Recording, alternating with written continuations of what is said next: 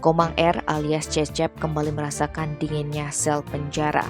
Pasalnya pria berusia 22 tahun yang berstatus residivis ini dibekuk jajaran Polsek Marga Tabanan setelah menjual satu buah stik biliar hasil pencuriannya.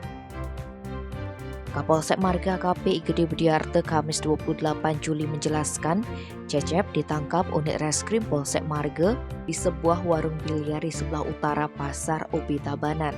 Saat itu polisi memperoleh informasi bahwa ada seorang pemuda bernama Cecep menjual satu buah stik biliar seharga Rp100.000 kepada pemilik warung biliar di utara Pasar Ubi Tabanan.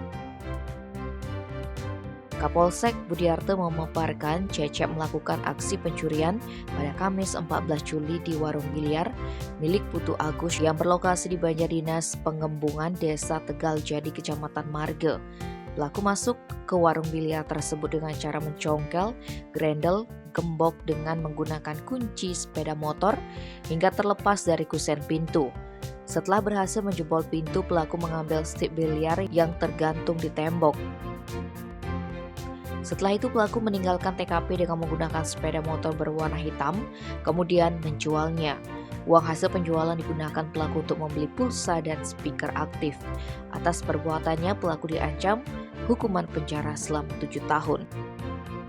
Tim Bali Express melaporkan.